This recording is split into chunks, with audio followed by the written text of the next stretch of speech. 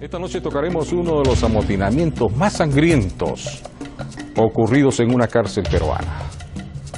Fue en 1984 y se le conoce como la masacre del Cesto. Oye, ¿no viene el tío? Es que se demora mucho, ¿ya? Shh, suave, ahí viene.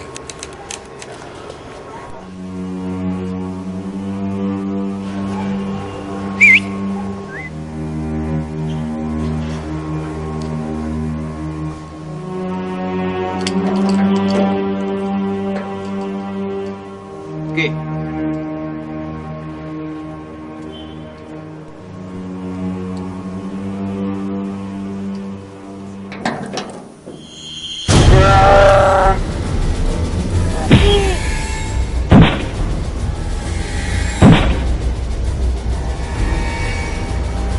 ¡Vamos a ser libres, carajo!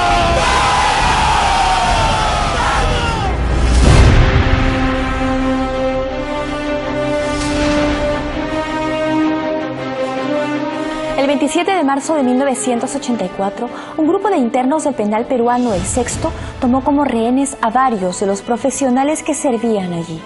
Exigían vehículos en los cuales escapar de la prisión y que las autoridades no pusieran obstáculos a su huida. Pero sus reclamos fueron acompañados por los más crueles excesos y al final el motín fue develado con violencia. El resultado, 22 muertos. Ese mismo día, la televisión peruana marcó un hito en su historia al transmitir los hechos en vivo.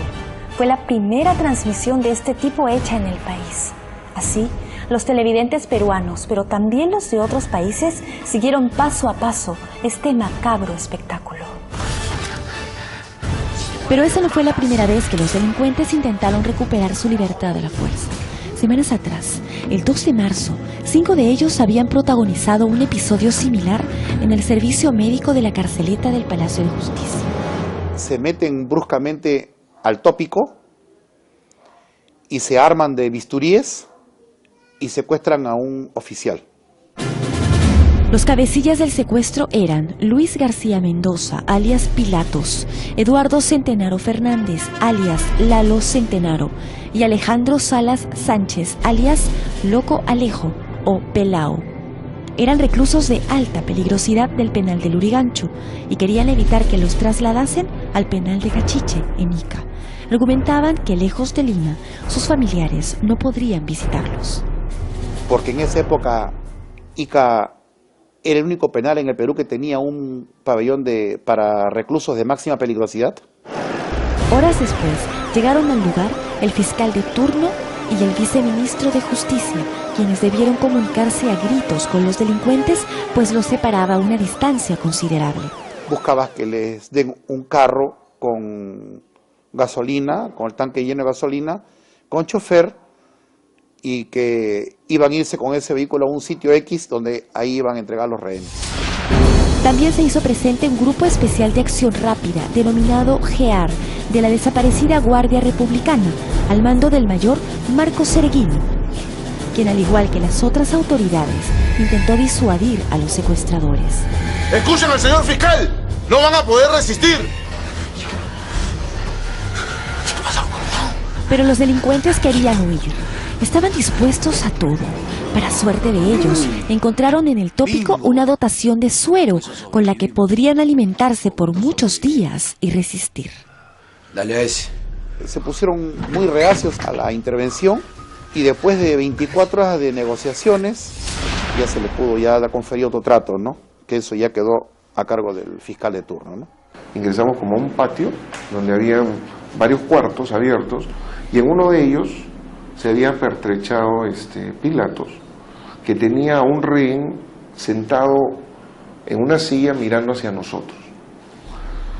El mayor Cereguino trató de acercársele y Pilatos blandeaba, sin exagerarte, que no entiendo cómo lo puede haber tenido ahí, un cuchillo más o menos de este tamaño.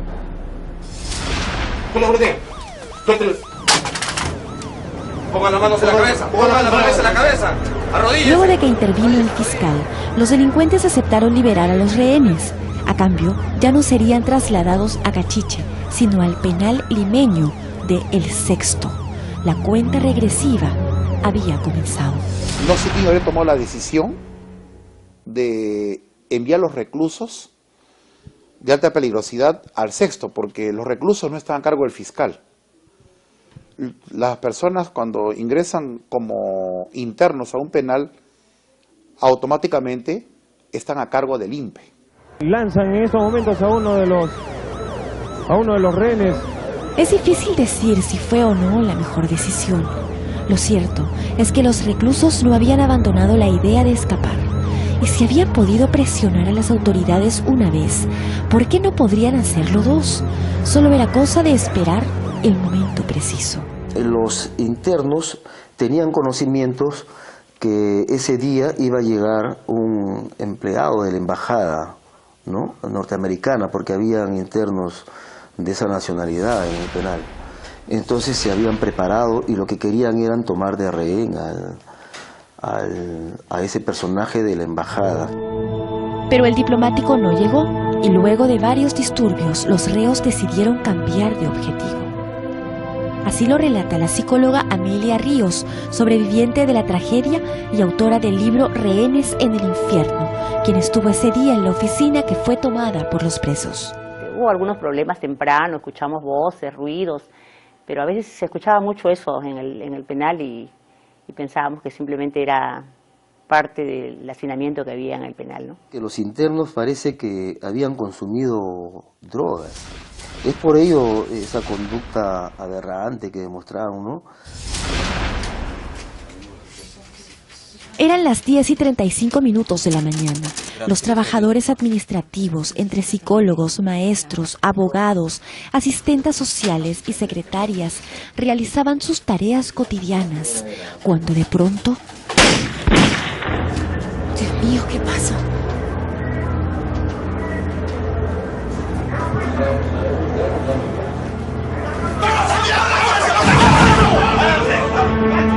¡Nadie se mueva, carajo! ¡Todos al suelo! ¡Carajo, al suelo! ¡Agarra uno, agarra uno! Uno con uno, carajo.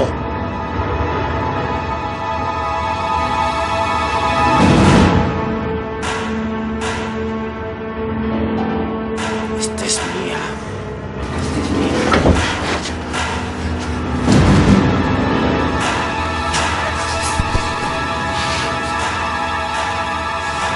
El grupo de presos había ingresado a la zona restringida, pero ¿cómo pudieron hacerlo?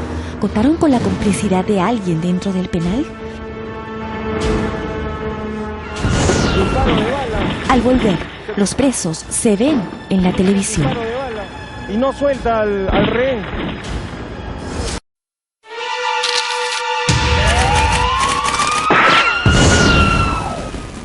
En estos momentos se están rociándole querosene a uno de los rehenes. El 27 de marzo de 1984, un grupo de reos de alta peligrosidad tomaron como rehenes a varios trabajadores administrativos del penal El Sexto. ¡Nadie se mueva, carajo! ¿Cómo pudieron llegar hasta las oficinas administrativas si éstas se hallaban en una zona restringida del penal? La psicóloga Amelia Ríos no descarta que pudieran contar con ayuda de algún empleado de la prisión. El hecho es que los internos no tenían las llaves de la puerta, ¿no? Los tenían los empleados. Entonces, si en un momento dado lo tienen los internos, alguien tuvo que dársela, ¿no? Nunca se estableció que algún empleado del penal hubiera sido cómplice de los secuestradores. Pero de haber sido así, se les escapó un gran detalle: una oficina repleta de fusiles y pistolas que se hallaba muy cerca. Felizmente que no se dirigen hacia la parte derecha, sino se dirigen hacia la parte izquierda, o sea, hacia adentro, hacia las oficinas de la dirección. Si se hubieran dirigido hacia la derecha, hubieran tomado por rehén también a la guardia. Y en esa oficina habían fusiles y habían pistolas, y munición. Ahí habían FAL y habían metralletas. De haber llegado este armamento a manos de los internos, el motín hubiera tenido otra magnitud. Por fortuna, cuando se inició el incidente, efectivos de la policía lo evacuaron de inmediato, poniéndolo a buen recaudo.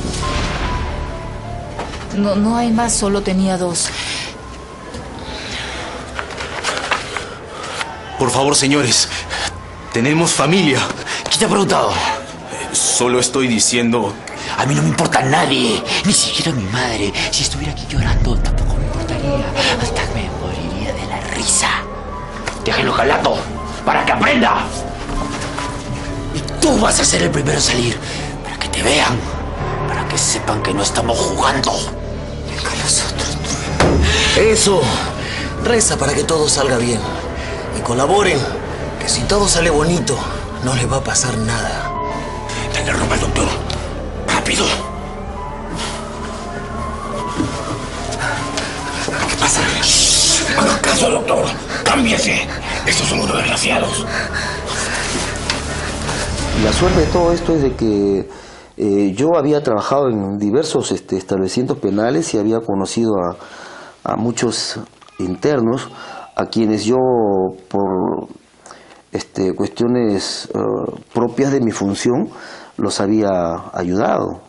Me han cambiado la ropa, la han guardado y me han hecho sentarme a mí a un costado junto con otros internos que estaban ahí, otro grupo, ¿no? Es decir, que ellos me protegían. La noticia se propagó. No solo la policía se puso en acción, también en las salas de redacción de diarios y noticieros televisivos y radiales, la agitación por el hecho había comenzado. Inmediatamente la idea era hacer una transmisión en directo para romper con la competencia. ¿Qué debería ser una cosa novedosa? Porque todavía no se había hecho nunca una microonda, por ejemplo, en Lima. Pretextando cubrir las refacciones al Colegio Guadalupe, que estaba frente al presidio, los hombres de prensa consiguieron llegar a la azotea del plantel, desde donde tuvieron una visión privilegiada de los acontecimientos. Completamente herméticos, se muestran las fuerzas policiales para dar a conocer cuál es la situación. Apostados en puntos estratégicos de las azoteas, los efectivos de la antigua Guardia Republicana provocaban a los internos con gritos e insultos. Disparo de bala. Disparo de bala y no suelta al rehén.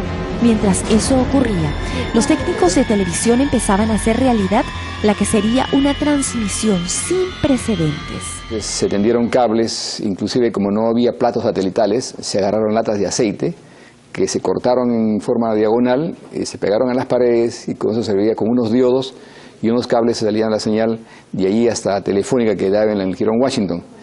Y de ahí se tiraban los cables y de ahí salíamos a través del plato al morro y del morro salíamos por, no satélite todavía, sino por microonda hasta la antena del canal y de ahí salía la señal al aire.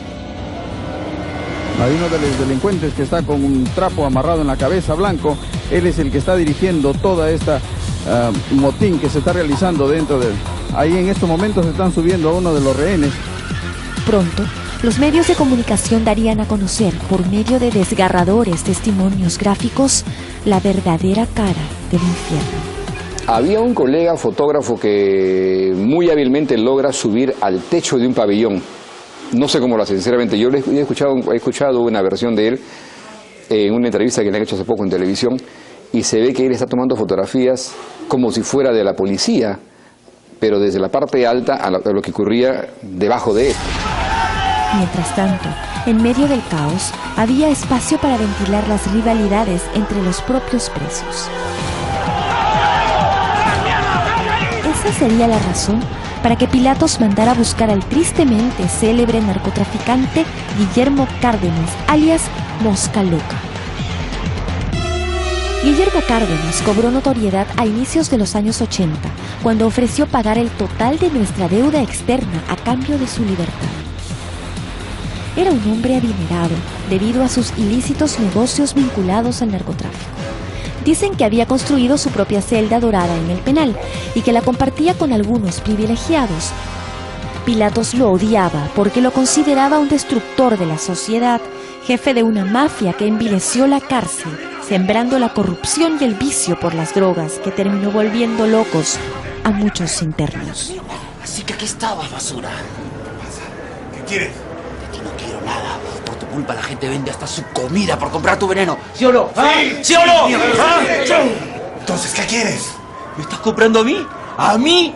¿Me quieres comprar? Oye, yo no soy un asesino como tú.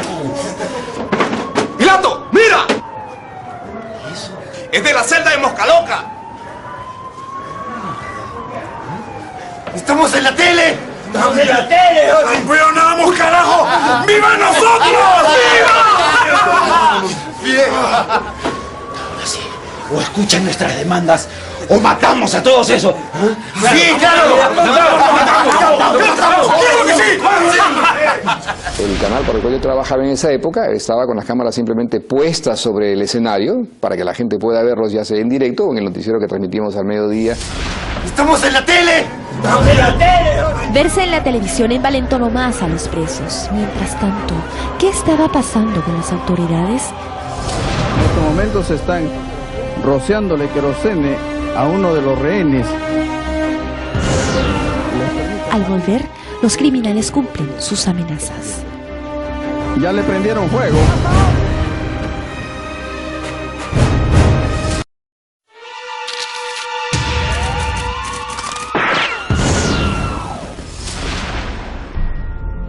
Al ver su imagen en televisión, los amotinados se sintieron más confiados de ser escuchados, pero la respuesta de las autoridades tardaría en llegar y ellos tomarían medidas más radicales. O escuchan nuestras demandas, o matamos a todos esos. De pronto, una piedra envuelta en un papel voló desde el penal hacia la calle. Ninguno de los policías se atrevió a recogerlo. Hasta que un periodista se acercó y abrió el extraño paquete. Era un mensaje de los presos exigiendo camionetas con combustible suficiente y pista libre para huir de la prisión. Si no recibían esto, cada hora moriría un rehén. Pero la respuesta del gobierno no sería tan pronta.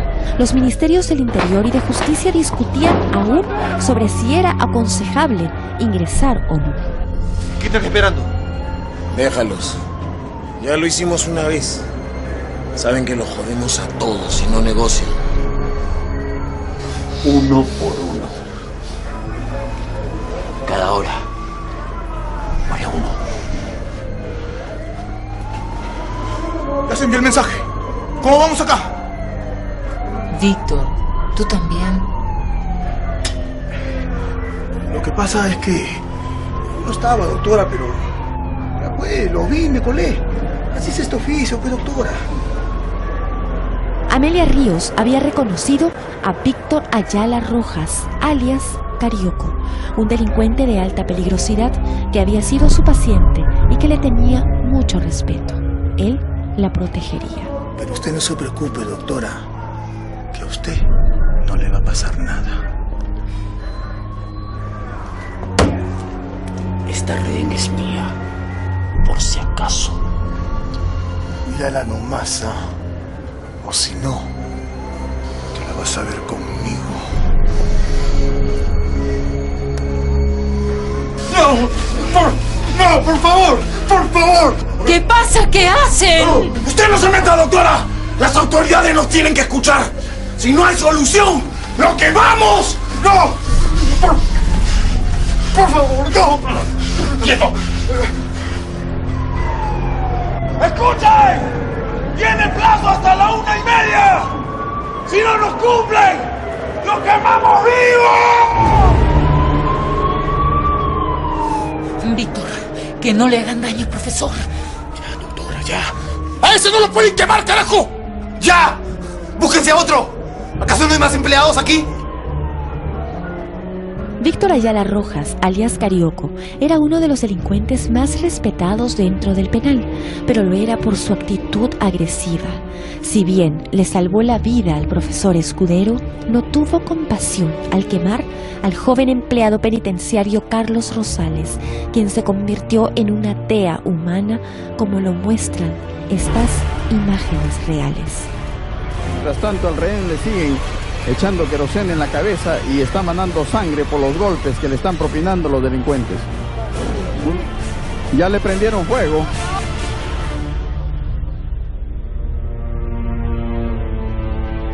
Luego de apagar las llamas, Carlos Rosales corrió y fue evacuado por los policías hacia un hospital. Está quejándose fuertemente de dolor porque ha recibido fuertes golpes y varias quemaduras. Pocas horas después, falleció. Y comienzan a a tratar de apagar, pero los mismos internos parece que se dan cuenta que se pasaron, se pasaron de la raya y tratan de sofocar el asunto, pero ya era muy tarde, ¿no? En efecto, los testigos afirman que luego de quemar a Rosales, los presidiarios parecían conmocionados. ¿Sabe por qué quemamos a ese? Porque así es la vida, pues. Ya que estoy harto de esta prisión, tengo que salir ahora. ¡Hoy! ¿Por qué los empleados cometen abusos contra nosotros? ¿Ah? Todos han visto cómo empezó esto, ¿sí o no? Un empleado le rompió la cabeza a un interno por las puras. Nosotros no pensamos hacer esto, pero eso ya fue el colmo. ¿Por qué no pasa nada, carajo? Entonces, hay que quemar a otro. Claro. Hasta que ahora sí ya no te salva, weón. ¡El profe flaquito! ¡Corre! ¡Corre! ¡Tiene que ser! ¡Oye! ¡El profe joven! ¡Tiene vieja! Víctor, por favor. ¡Carajo! He dicho que él no. ¿Me entienden?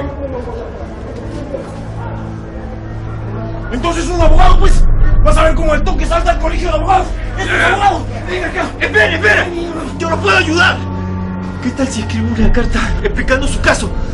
¿Tiene papel y lápiz?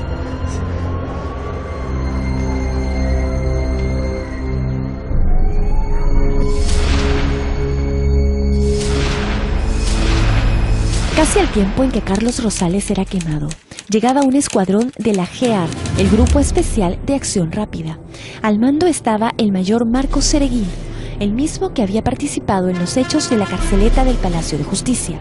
Y sobre todo me dijeron que vaya tu servidor porque yo ya los conocía, yo ya me había enfrentado a ellos anteriormente.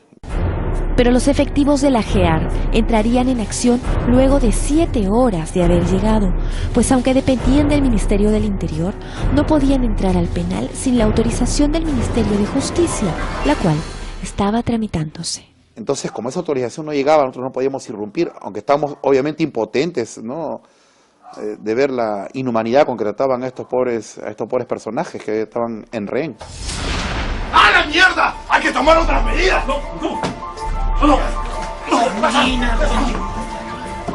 La siguiente víctima sería el empleado del penal Rolando Farfán, al que le dispararon un balazo a quemarropa. Como pueden haber apreciado ustedes, acaban de matar a una persona que está agonizando. Eran ya 2 los rehenes sacrificados y las autoridades aún no habían decidido cómo actuar. A uno de los rehenes. Al volver, todavía quedaba más por ver en este paño de sangre. Le está agarrando la pierna. Disparo de bala.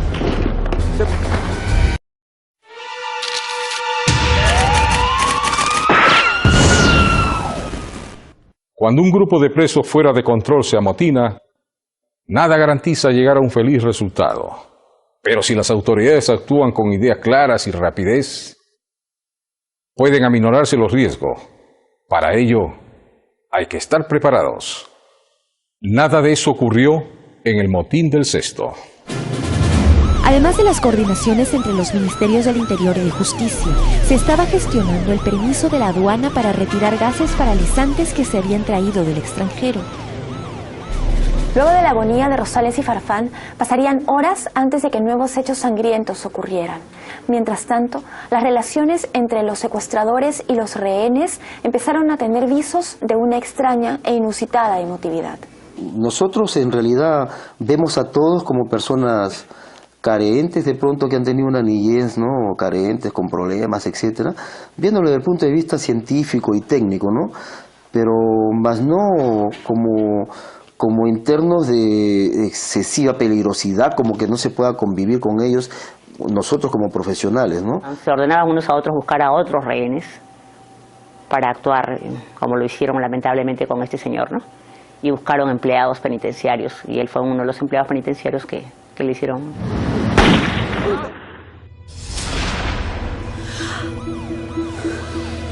Hasta que ese gordo lo merecía.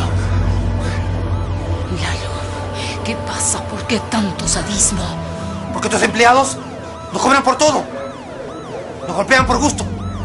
Por eso. ¿Y nosotros qué hacemos acá? Nosotros no sabíamos que estaban ustedes acá. Pero no se preocupen. No le va a pasar nada. Mírala firme. A ustedes no le va a pasar nada, lo prometo. Vamos a las mujeres para impresionar a los de afuera, nada más. ¡Pilatos!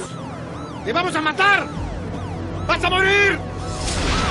Eran las voces de los policías apostados en las azoteas. Golpeaban el techo y llamaban como gritos de ultratumba, ¿no? Gritaban, ¿no?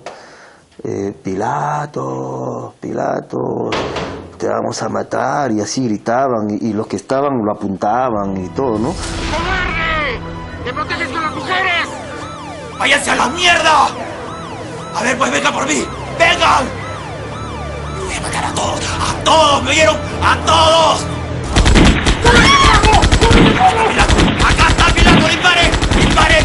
¿Qué me van a hacer? ¿Ah? Y nos amenazaban y constantemente disparaban. Nosotros estamos esta era la ventana, el marco de la ventana, ¿no? Y ellos tiraban, las balas las tiraban acá, ¿no? Constantemente nos decían, pero no disparan, nos van a matar, le gritábamos nosotros que estábamos acá, ¿no? No se ha hecho ningún disparo con dirección a los amotinados porque obviamente podía herir o matar a algún rehén, ¿no? En todo caso, si los policías dispararon realmente, esta acción no alteraría el trato entre los reos y sus rehenes, menos todavía las expectativas de los presos por obtener su libertad. Mira lo que es. Y no pasa nada. Quiero estar libre ya. Yo ya no puedo esperar más. Tengo hija. Ya deberían traer las camionetas. ¿Qué tanto esperan? A ver, doctora. Sírvase. No, Víctor, gracias. ¿Cómo que no? No he comido nada en todo el día.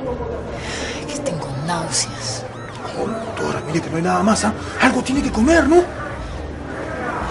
Gracias, Víctor. ¡Maricones! ¡Todo porque tiene garbas! No pasa nada, no pasa nada.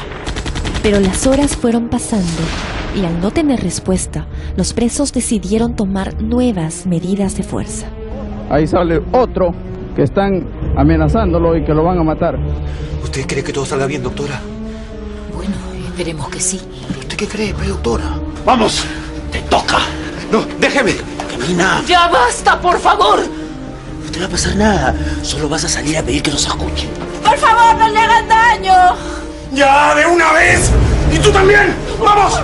Walter Corrales, empleado del penal, fue subido al tragaluz. Temía, como era lógico, ser la próxima víctima. Vio a sus captores por un segundo desprevenidos y quiso escapar. Que se aferra de la pared. Le está agarrando la pierna. Disparo de bala. Se produce el disparo de bala y no suelta al rehén. Pero la suerte no estuvo del lado de Corrales. Una fracción de segundos más y lo hubiese logrado. Le está cortando la pierna. En estos momentos los delincuentes le están cortando la... Le están cortando... Tras este hecho, los policías volvieron a disparar como se puede apreciar, solo que esta vez incitados incluso por los periodistas que estaban presentes.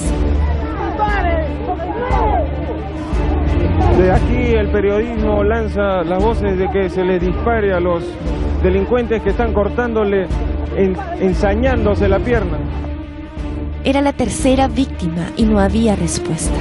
Carioco decidió entonces dar un ultimátum a las autoridades. Doctora, ¿puede usted salir? Le prometo que no le va a pasar nada. Sí, vamos. Les daba una hora o cumpliría con sus amenazas. La noche estaba cada vez más cerca. Mientras la persona, la dama, habla, hay uno que está con un arma junto a su cabeza y otro está blandiendo un cuchillo. Al volver, al fin llega la orden. La policía iba a entrar en acción. Parte del operativo fue hacerles creer que se les iba a dar la movilidad para que se vayan.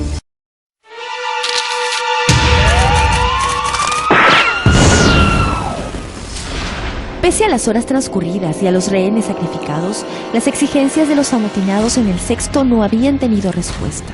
Los presos habían dado un ultimátum, pero las autoridades tenían planes distintos. La hora de la verdad estaba cada vez más cerca.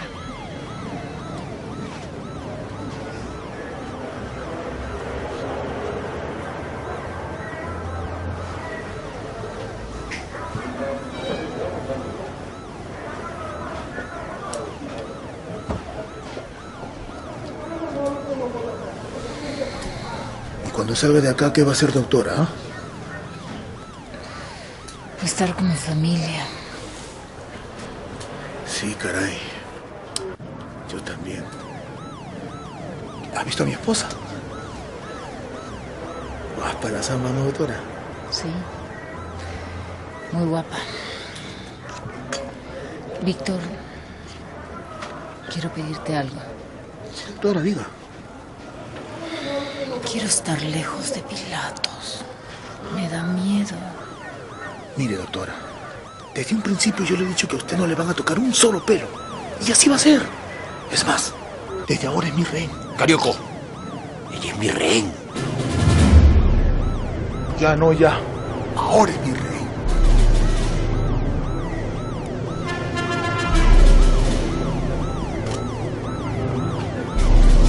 Mientras tanto, las autoridades sabían que no podían prolongar esta situación por mucho tiempo. O bien negociaban con los secuestradores, o bien hacían que la policía entrara al penal. La pregunta era, ¿por qué demoraban tanto en tomar una decisión? Los presos, en una de sus últimas medidas desesperadas, llevaron al rehén Víctor Morales a la celda de Mosca Loca, en la que había instalado un teléfono. Llama. Habla con la policía. Dile que la tregua se terminó y que tú eres el próximo. Habla. ¿Y este qué hace, Calato, ah? ¡Tráigale un pantalón, ve! Puede estar así delante de las mujeres. ¿De dónde vas a sacar un pantalón tú? Mosca Loca tiene. ¡Esta Mosca Loca, ah! ¿Dónde está esa basura? ¡Este está en un pantalón de la celda de Mosca Loca! ¡Ay, a ver cómo cancha! ¡Vamos, apúrese! Gracias. Así lo voy a... ¡Oh! ¡Pégale, linternas! ¡Vamos! ¡Apúrese! ¡La linterna, rápido! Eran aproximadamente las 7 de la noche cuando las autoridades ordenaron cortar el fluido eléctrico dentro del penal. Cuando se apagaron las luces y nos anunciaban que iban a entrar camionetas, sabíamos que eso estaba terminando, ¿no? Paradójicamente, entre los presos empezó a circular el rumor de que las autoridades cumplirían con sus peticiones y empezaron a alistarse para salir. Afuera, el rochabús de la policía comenzó a dispersar a los curiosos, con chorros de agua que alcanzaron a los hombres de prensa también. Era evidente que se estaba preparando el terreno para una acción pronta. ¡Pilatos! ¡Pilatos! ¡Te llaman de la televisión!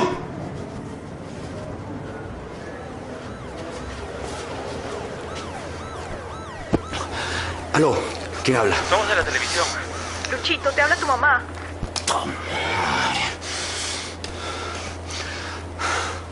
¿Qué quieres? ¿Por qué me llamas? Hijito, por favor, hay mucha gente en peligro. Vieja, estas son cosas de hombres. Pásame con los periodistas. Pero Luchito... ¡Pásame, carajo! ¿Aló? Tienen 15 minutos para traerme las camionetas. ¿Me escucharon? ¡15 minutos! Afuera, llegaron ambulancias y vehículos del cuerpo de bomberos, que iluminaban con potentes reflectores las paredes del penal. Ya era de noche. No había facilidades de iluminación como hay ahora, entonces había muchas penumbras, las cámaras tenían una ganancia especial, pero también estaban limitadas. Entonces teníamos unos faros, inclusive de carro, que estaban conectados a una batería y por eso se mandaba iluminación a ciertas áreas. Ahora, después de esto, los periodistas lo buscarán para que le cuenten todo, pero no sean tontos. Antes de responder, cobre. Ellos ganan vendiendo noticias. Todos deberían de ganar algo. Nosotros queríamos salir en la mañana para saltar un banco con ustedes. Luego lo hubiéramos dejado libres. Pero lo hubiéramos dado su parte. Afuera, llegaban cada vez más policías y tanquetas. En medio de esa agitación, a las 9 de la noche, el mayor Marcos Cereguino recibió al fin la orden que su grupo esperaba para entrar en acción. ¿Cómo describe la emoción que sentía antes de ingresar al penal? Bueno, como te podrás imaginar, somos seres humanos y todos tenemos miedo, ¿no? Sobre todo miedo de que nos pase algo, pero como somos una institución para brindar servicio a la colectividad, también tenemos miedo que la intervención no salga bien, que de repente podamos lastimar a quienes no debemos lastimar. ¡Atención! ¡Se va a iniciar el operativo! Un empleado va a ingresar al penal para abrir la puerta y hacer entrar las camionetas. ¡No disparen ni arrojen bombas! ¡Ni cojudos que fuéramos! ¿Están locos? ¡Que abran la puerta! ¡Queremos salir! A ver, quédate quieto. A tu sitio, carajo. Parte del operativo fue hacerles creer que se les iba a dar la movilidad para que se vayan. Cada interno o cada internos cogían a su rehén, ¿no? Yo voy con el abogado, yo voy, y todos querían ir con los abogados, ¿no? Porque pensaban que al salir, como están con abogados, no van a disparar. Esa es la idea que ellos tenían, ¿no? El fin de la jornada sangrienta estaba cerca.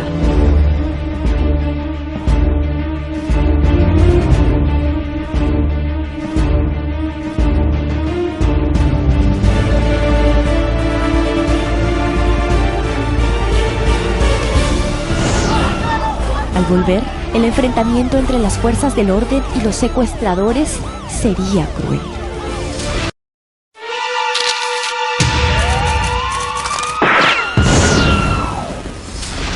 La hora de la verdad había llegado. La policía había recibido la orden de entrar al penal.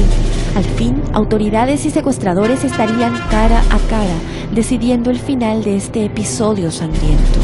¿Cómo serían los últimos minutos al interior del penal entre secuestradores y rehenes? ¡Repito! ¡Se va a iniciar el operativo! ¡Vamos a abrir las puertas del penal para quien de las camionetas! ¡No disparen! ¡Todos! ¡Agarren su rehén! ¡Nos vamos! ¡Todos en silencio! ¡Con mucho silencio! ¡Listo! ¡Salimos en orden y con cuidado! ¡Vamos! ¡Apúrense! ¡Vamos a hacer de porque lo que yo! ¡Vamos! ¡Vamos! ¡Avanza! Yo no tengo rehén. La compartimos. ¡No importa! ¡Vamos! Los internos que tenían adelante era rehén de dos de los internos. Yo tenía 4 o 5 personas que iban conmigo. ¡Abra! ¡Abre la puerta! Entonces ingresó de retroceso un ómnibus que se suponía iba a ser para que ellos se fuguen con los rehenes, ¿no? Obviamente que el ómnibus fue más que una forma de poder entrar, de ingresar al penal, ¿no? ¡Los carros! ¡Al fin! ¡Somos libres! ¡Vámonos!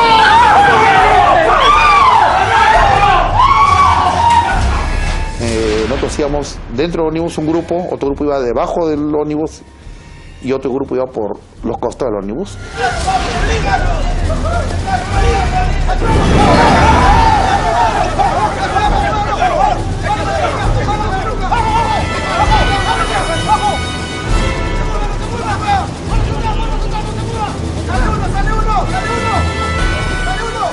Bueno, yo no la vi a la Guardia Republicana cuando ingresó en un primer momento. En realidad no ingresa primero la Guardia Republicana, ingresa un grupo de empleados del INPE. Simplemente supimos que habían ingresado las camionetas y luego empezó la balacera, ¿no?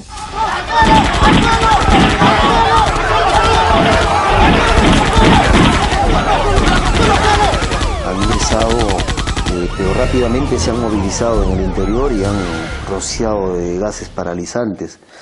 Y esos gases paralizantes, lamentablemente, pues, me cayeron a mí en la cara.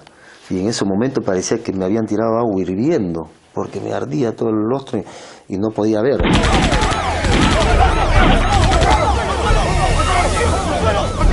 Fue entonces el turno del GEAR, al mando del mayor Cereguín.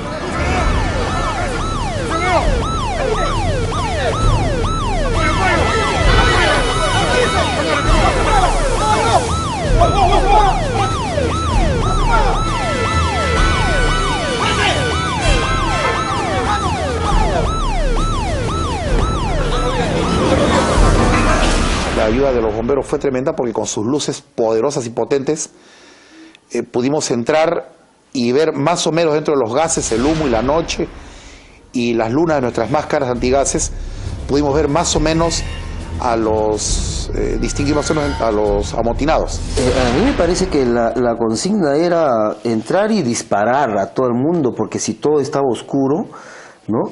Entonces ellos han ingresado de frente a disparar y con arma larga, ¿no? La consigna de un principio fue, ¿no?, primero rescatar a las damas, ¿no?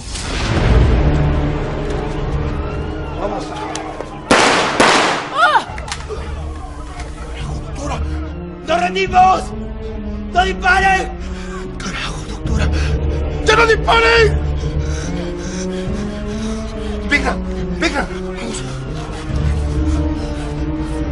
Testigos afirman que en medio del rescate, Pilatos, con una pistola en la mano y un cartucho de dinamita en la otra, corrió a esconderse en un baño, asustado, mientras que otros presos atendían a Amelia Ríos. Lo que hacen es, me llevan a mí hacia atrás y nos vamos me llevan hacia la celda de Cárdenas, ¿no? Me protege Lalo, ¿no? Es verdad. Ya, doctorcita, ya. Perdimos. Ahora sí perdimos. Quiero ver la calle. Salir de aquí aunque me maten.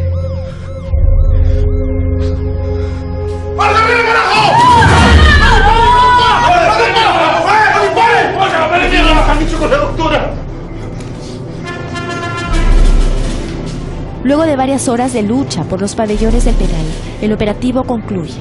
El motín ha sido apaciguado. Se rescató a todos los rehenes vivos, pero quedaron 22 muertos, todos presidiarios. Entre ellos se halló el cadáver de Mosca Loca.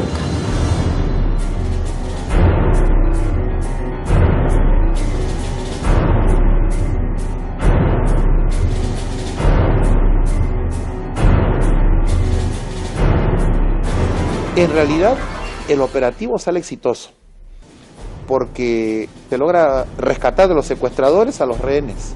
Mejor dicho, durante el operativo no muere ningún rehén. Más bien sí, 2 policías salimos heridos, ¿no? El heroico policía Salazar Montalvo, que le fracturan el fémur de un balazo, y a mí también, que me mete un balazo en la pierna, que felizmente no me agarró ninguna parte vital, ¿no?, de la pierna. Para muchos, el saldo de 22 muertos fue excesivo. Incluso, hay versiones que dicen que los cabecillas del motín fueron rematados luego de rendirse, como lo probarían los disparos de bala que se hallaron en sus cabezas. Versiones que el mayor Cereguino niega. Bueno, ellos cuando a mí me hieren, ellos se rinden, ¿no? Y comienzan a increpar a la Guardia Republicana porque me habían herido. No deja de ser una mera especulación, porque se respetó la vida de los que se rindieron. Alfonso Díaz Vela cuenta que fue duramente maltratado por los policías, quienes lo confundieron con un preso e intentaron acuchillarlo con una bayoneta y luego lo golpearon. Entonces, con esa actitud yo pienso que lo que quería era matarme también, pues, ¿no? Entonces yo de inmediato advertí ello y le he levantado su fusil y no sé de dónde me ha salido fuerza que lo he tumbado también a él, ¿no? Y luego he logrado yo salir primero, yo salgo primero. Y lo peor es que al salir, la policía afuera pensando que yo era un reo me han agarrado a golpes. Quiero ser también enfático, es de que hay que estar en el momento, ¿no? Hay que vivir el momento, ¿no? Una cosa puede ser lo que dicen los libros, los manuales, una cosa puede ser lo que la gente dice. Es casi parecido cuando hay un partido de fútbol, ¿no? Cuando hay un partido de fútbol, que por qué no tiró la pelota así, que por qué no tapó asá, que por qué no... Claro, fácil es criticar desde afuera, ¿no? Pero hay que estar en el momento, ¿no?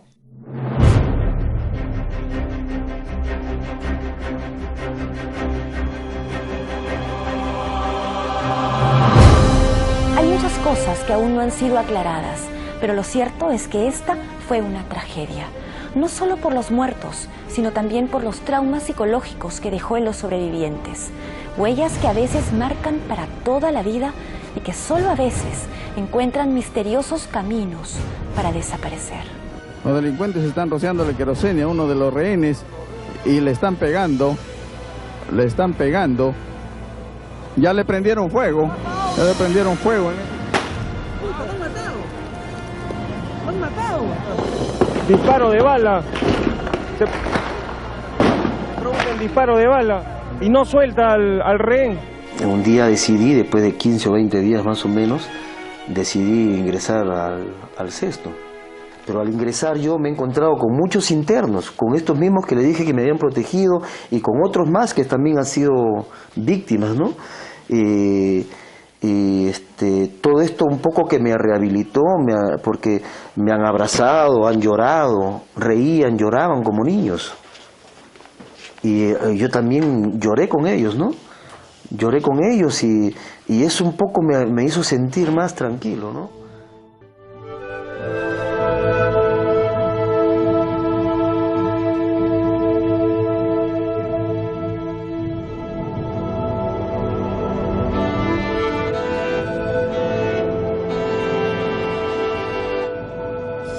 Hechos como el del Sexto son lamentables, pero a la vez nos enseña que tenemos por delante una enorme tarea en rehabilitar a los internos de nuestras cárceles y mejorar sus condiciones de vida. Hasta la próxima semana, cuando volvamos a encontrarnos en Detrás del Crimen.